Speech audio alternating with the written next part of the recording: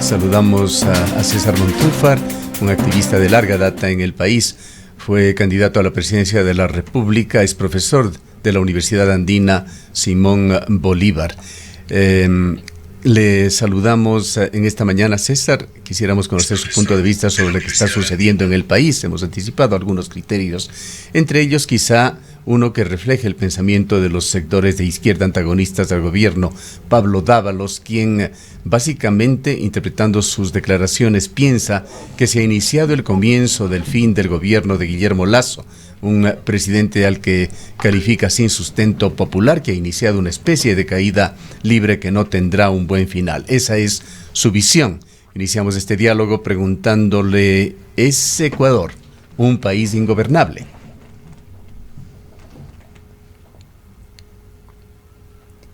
Está con el micrófono apagado. Ahora sí. Un gusto conversar con usted, Gustavo. Un saludo a todos y quienes nos escuchan de Cuenca, en el Azuay. Y un placer para mí.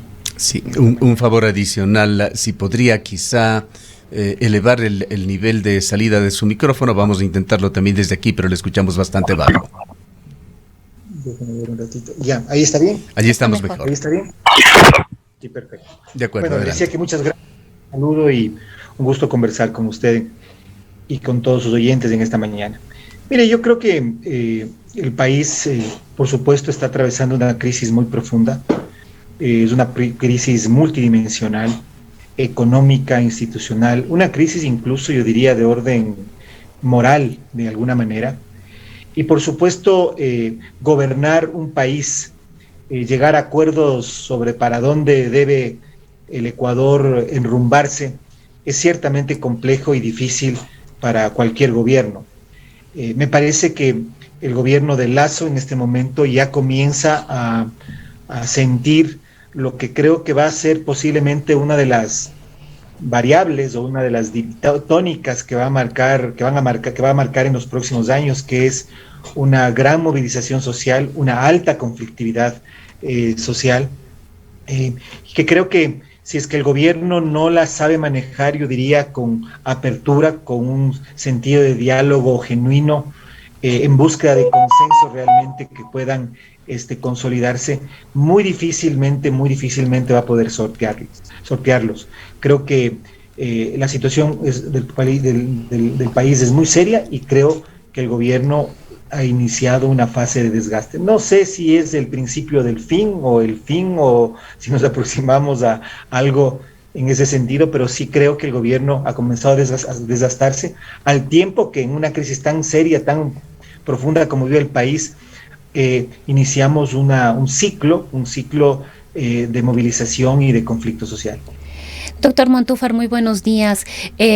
¿Cuál es la lectura suya sobre la convocatoria de las organizaciones sociales, entre ellas la CONAIE, para el día de hoy? ¿Cómo cree usted que va a terminar este anuncio de salida a las calles de los indígenas, de los trabajadores, de los estudiantes, de los agricultores? Ha habido anuncios por parte de los transportistas. ¿Hasta dónde nos va a llevar esto el día de hoy? Acabábamos de informar hace brevísimos instantes que si bien la convocatoria era para este día martes, la resistencia podría extenderse por los días que sean necesarios. ¿Cómo ve usted este tema? Bueno, yo creo que el movimiento indígena, por supuesto, es uno de los actores con mayor legitimidad en la sociedad ecuatoriana. La historia del movimiento indígena desde los años 90, por no decir antes, pero vamos a decir desde los años 90, y en las últimas décadas, en los últimos años, ha sido fundamental e importantísima. Y el ciclo de movilización, como decía hace un momento, que el movimiento indígena ha llevado a cabo, siempre es progresivo. Es decir, hoy, digamos, hay un primer llamado a paro nacional. Vamos a ver qué es lo que sucede. Yo no diría en las próximas horas, qué es lo que sucede en los próximos días. Creo que el gobierno de Lasso no ha aquilatado y no aquilata la importancia de llegar a acuerdos con este sector importante del país. Creo que desde el gobierno de Lasso hay una visión, me parece a mí, bastante tecnocrática de lo que son algunas de las reformas y de los temas que son principales y centrales para el movimiento indígena.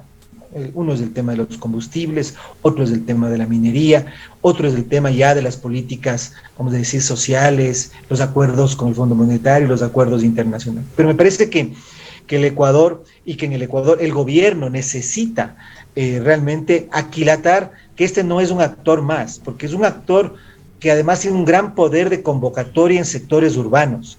Y creo que es una grave equivocación pensar que el Ecuador, y creo que ahí la narrativa del gobierno está desenfocándose, que el Ecuador en este momento se divide entre lacistas y correístas. Esa polarización que quisieron hacer de Lazo versus el trinomio o el triunvirato de la conspiración. El Ecuador no se reduce a ese tipo de simplezas. El Ecuador es mucho más complejo. Yo me alegro, por ejemplo, de estas iniciativas de diálogo como la que acaba de salir de CUSIN, porque creo que ese es el camino, pero esos acuerdos tienen que ser acuerdos reales, acuerdos en que estén sentados o en el que participen, estén sentados los actores reales. Así han sido los grandes acuerdos que se han dado en otros países y que han permitido que países como España, como Chile, como Costa Rica, como Uruguay puedan avanzar en sendas de políticas de Estado, la ejecución de políticas de Estado de mediano y largo plazo sobre temas clave y sensibles. Entonces yo creo que por parte del gobierno no hay una comprensión de la importancia de la trascendencia y del nivel de representatividad que pueden tener las demandas indígenas, y por eso es que creo yo que el cerrar los ojos, el mirar a otro lado, el llegar a decisiones como la del viernes, ¿no? en que se habla de un congelamiento del precio de los combustibles, pero en el fondo de lo que estamos hablando es de una subida de esos precios. Sencillamente lo que hace es abonar y poner un poco más de gasolina a un proceso de movilización y de conflictividad social que me parece en el Ecuador comienza una fase de ascenso. Ahora, César, en esta falta de acuerdos o de entendimiento al que hace referencia usted respecto de la posición y que ha venido manteniendo la CONAIE, al parecer el presidente no logra acercarse a la Confederación de Nacionalidades Indígenas, pero decide reunirse con Pachacútiga, y hay una fractura tal vez de la CONAIE con su brazo político. Deberíamos entender que es una forma de intento de separar lo que está ocurriendo en este caso con, ya hemos venido escuchando desde el proceso electoral, esta fractura que al parecer habría entre la CONAIE y su brazo político. El movimiento indígena siempre ha sido un actor heterogéneo, siempre ha sido un actor en el que han convivido diferentes tendencias. Sin duda que en el último proceso electoral se fueron decantando diferentes corrientes, la corriente de Yacu Pérez, la corriente de Leonidas Issa, por mencionar algunas, pero el movimiento indígena siempre ha sido un actor heterogéneo. Pero finalmente, en los momentos decisivos y en los momentos clave, actúa como un actor unificado. Pero además de eso tiene una gran capacidad de convocatoria. Yo quiero hacer referencia, por ejemplo, a lo que sucedió, a lo de que tanto se ha hablado, las movilizaciones de octubre, sobre todo aquí en la ciudad de Quito. Aquí en la ciudad de Quito, en octubre del 2019, hubo un levantamiento indígena, una presencia indígena, pero sobre todo hubo un gran apoyo popular. Yo en algunos momentos he dicho que hubo una revuelta poblacional. Y eso se da por ese poder de convocatoria que me parece que el gobierno no se está dando cuenta, que tiene el movimiento indígena con sectores importantes, sectores urbanos importantes, sobre todo de los barrios más populares de la ciudad. Entonces el tema indígena no es un tema solo de conversar con Pachacútico, cuando el movimiento indígena puede tener diferentes corrientes, o solamente conversar con la CONAIE. Aquí el diálogo, los acuerdos, y por eso yo celebro este esfuerzo de CUSIN, tienen que ser mucho más amplios, pero tienen que ser reales, tienen que ser no sobre generalidades. ¿Qué es lo que el Ecuador va a hacer en el tema, por ejemplo, de la minería? ¿Qué es lo que el Ecuador va a hacer, por ejemplo, en el tema de la explotación petrolera? ¿Qué es lo que el Ecuador va a hacer, por ejemplo, en el caso de los tratados internacionales? Son en los temas sensibles en donde tiene que haber renunciamientos de lado y lado. Y creo que por parte del gobierno, hasta este momento, yo no vería que hay esa predisposición. Más bien vería que el gobierno ha tenido una gran actuación en el tema del manejo de la pandemia, Creo que el presidente Lasso ha mostrado que tiene mucho interés y se ha metido, y uno siente como que hay un gobierno y un presidente. Antes había una ausencia de presidencia con Lenín Moreno, pero ha llegado, me parece a mí, a un punto en el que no sabe cómo manejar los conflictos y apela a narrativas tan simplistas como la del triunvirato de la conspiración, que me parece que lejos de ayudar a que el país pueda encontrar los rumbos en consenso, más bien llegan a agravar o incluso a encender y a poner más gasolina en una situación conflictiva. ¿Qué es lo que se decidió en CUSIN como sugerencias, por supuesto? Básicamente que se lleguen a acuerdos. Se pide que el gobierno y la legislatura marquen una ruta que saque al país de ese entrampamiento. También que se llegue a un acuerdo entre el gobierno y los sectores sociales, y al gobierno se le pide que no gaste más de lo que puede costear, que administre con transparencia para marcar una diferencia del pasado, que no hipoteque el futuro ni destruya la naturaleza. Son los pedidos esenciales que se le hacen, temas absolutamente lógicos y de consenso, pero ¿por qué es tan difícil llegar a eso? Porque son muy importantes esos acuerdos, pero no son sobre los temas más candentes que en este momento, vamos a decir, preocupan, y sobre los cuales los ecuatorianos podemos dividirnos, estar divididos y movilizarnos en posturas opuestas. Yo creo que en el país hay cuatro grandes temas, y creo que esos grandes temas son temas muy difíciles, sobre los que hay que encontrar una situación intermedia. Hace un momento hablaba sobre el tema de la explotación, vamos a decir, de los recursos naturales, minería, petróleo. Es un tema fundamental. ¿Qué vamos a hacer frente a eso? El gobierno dice, apertura a la inversión extranjera, no a la minería que destruye el ambiente, apertura a la frontera petrolera. Ahí hay temas de discrepancia. Hay que llegar a un acuerdo sobre ese tema. Un segundo gran tema que tiene el país, bueno, y en el tema recursos naturales también está el tema del subsidio de los combustibles. Ahí hay un gran eje, un segundo gran eje, es en el tema tributario. Y creo que allí, en la propuesta que ha hecho el gobierno, hay asuntos interesantes. Creo que hay asuntos interesantes, pero también me parece a mí que en una crisis el tema tributario alude a la pregunta y a la respuesta fundamental. ¿Sobre quiénes va a estar el peso mayor? ¿Quién va a pagar la crisis? Y creo que lastimosamente todavía desde la visión del gobierno, es la clase media la que tiene que pagar. Y me parece que eso es inviable políticamente. Un gran tema es el tema de la reforma laboral. Y creo que ahí el gobierno equivocó con una propuesta que tiene realmente en algunas ruedas de molino, algunos absurdos. Ahora, evidentemente, la legislación laboral en el Ecuador tiene que cambiar, tiene que modernizarse, pero no para precarizar la vida de los trabajadores o de las personas que tienen empleo. Entonces, ahí hay un tercer tema. Y un cuarto que quizá es el tema principal. Bueno, no el tema principal, pero unos temas importantísimos. El tema de la reforma política, el tema de la reforma constitucional. Creo que todos esos cuatro temas son temas importantes que tienen que estar revestidas, si me permiten, de una visión que pasa por un tema y por un problema que el Ecuador tiene, que es transversal a todo, que es el tema de la corrupción. Y creo que allí el gobierno también se ha equivocado, porque la postura que el presidente Lasso ha tenido frente al tema de las Pandora Papers no es la que uno desearía de un jefe de Estado. El presidente Lasso debería ser en este momento el primero que acuda a la Asamblea, al órgano que el Pleno de la Asamblea decidió. Y yo, por supuesto, no tengo nada que ver con el correísmo y he combatido al correísmo y seguiré combatiéndolo desde una perspectiva política. Pero si es que le llamó una comisión, tiene que ir a esa comisión y allí aclarar. Entonces, creo que si es que realmente de parte del gobierno no hay una visión clara sobre cómo manejar un país conflictivo. Usted, Gustavo, mencionó hace un momento la gran frase de Velasco Ibarra: el Ecuador es un país ingobernable.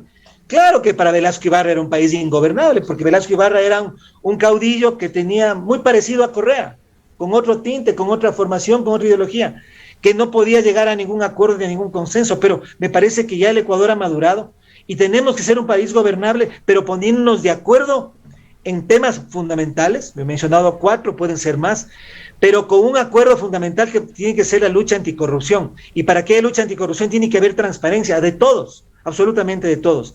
Creo que solamente si es que no hay un cambio en esa dirección, es que el Ecuador va a poder arrancar desde la perspectiva que todos queremos. Si no, vamos a seguir en esta línea de conflicto, el ciclo de movilización va a aumentar y no sé a dónde podamos llegar.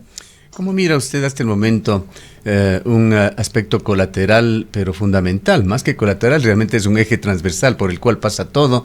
Es el tema de la seguridad en el país. Ecuador, de ser una isla de paz, así se lo calificaba hace poco, ha pasado a ser lo que es, lo que estamos viendo, lo que estamos leyendo diariamente, que sucede en las calles, que sucede en las carreteras, en las ciudades del país.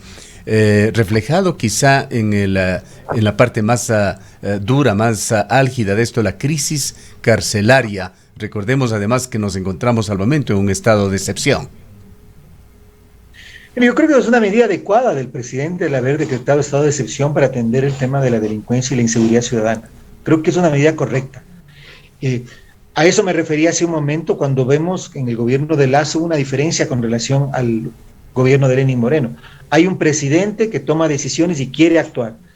Por supuesto, declarar estado de excepción para el tema de la delincuencia en las cárceles no resuelve el problema, abre un camino.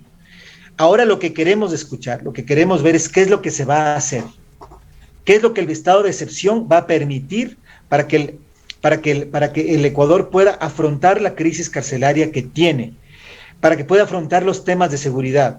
Por un lado, bueno, está el tema del apoyo militar a las actividades civiles, a las actividades policiales. Esa es una acción que tiene que ser manejada con pinzas, porque también puede dar lugar a muchos excesos y a una militarización de la sociedad que tampoco los ecuatorianos podemos aceptar.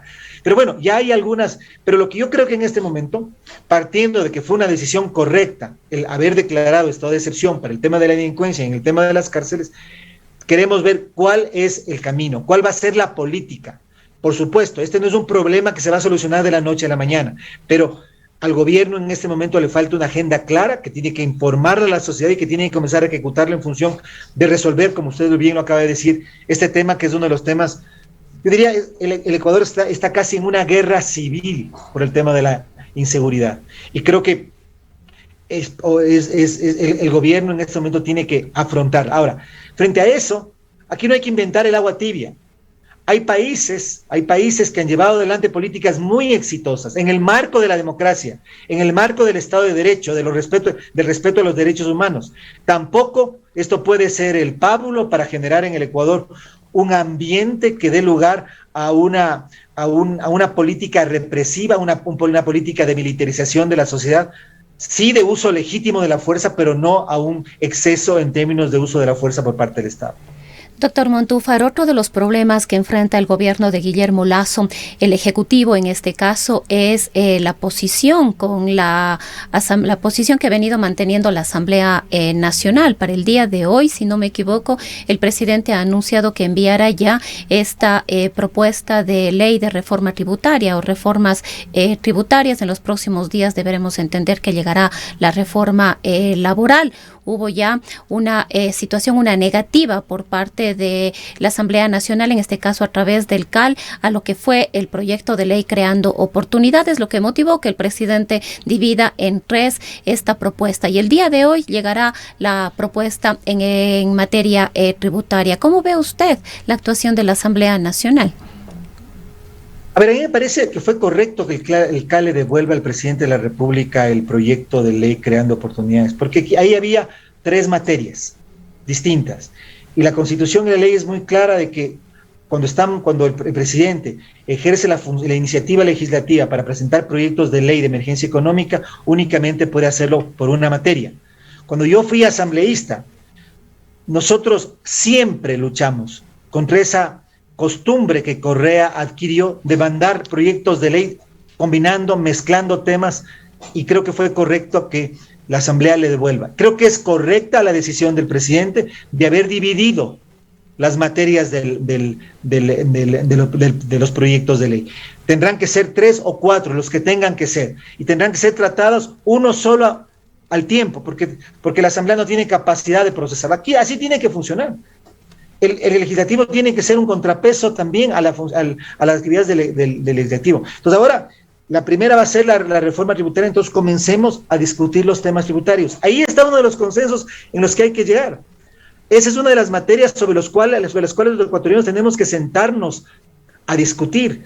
¿Quién va a pagar la crisis? ¿Quién va a pagar la farra y la corrupción de 15 años pasados para de aquí en adelante? Y creo que no solamente puede ser la clase media, creo que tienen que ser también los sectores que más recursos tienen. Y creo que eso no tiene que ser estigmatizado ni tiene que ser dejado por fuera del tapete con esta idea de que si no, entonces no va a haber inversión extranjera, que la gente va a sacar los capitales del Ecuador. Una sociedad que está en crisis como el Ecuador tiene que salir sobre la base de que todos los sectores, los que más tienen, paguen más. Pero verdaderamente, el tema... Sí, perdón. Sí, conociendo y viendo el comportamiento de la clase política ecuatoriana, ¿ve usted posibilidades reales de que el gobierno de Lasso pueda maniobrar para, superando diferencias de visión política e intereses politiqueros que también se cruzan, lograr consensos contando con un bloque de solamente 12 asambleístas? ¿O serán esos mecanismos de democracia directa un destino ineludible del presidente Lasso? Es que el problema es que al gobierno no le queda otra. Esa fue la asamblea que el pueblo ecuatoriano eligió. Y en este momento el presidente, y progresiva y de manera, yo diría, rápida, está perdiendo o ya perdió el apoyo político que pudo haber tenido para intentar, a través de una muerte cruzada o a través incluso de una consulta, cambiar esa correlación de fuerzas. Ahí hay una asamblea.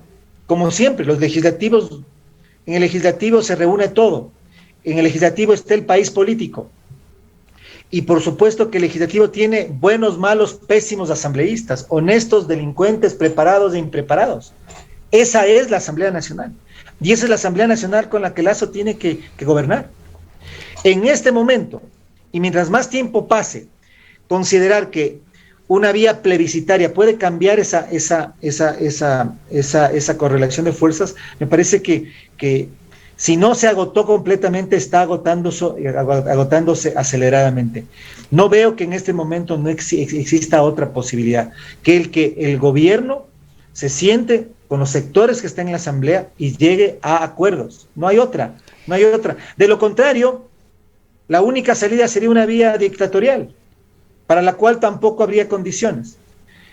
Por eso es importante, mire, y disculpe que insista en esta idea, la lectura que el presidente y que el gobierno tiene que hacer del escenario político. Esa idea de que está Lasso frente al triunvirato de la conspiración es una idea absolutamente errada, totalmente simplista. Está un gobierno que quiere sacar al país adelante en una crisis muy grave, con sectores diversos, todos con legitimidad, pero con ellos es con los que tiene que llegar a acuerdos para que puedan existir esos pasos hacia adelante que nos permitan avanzar en los varios campos. Mire, ahora, doctor Montúfar, con esto, el mensaje que yo quise decir es, con la polarización no vamos a llegar a ningún lado. Es necesario actuar en conjunto, llegando a los acuerdos a los que se pueda llegar.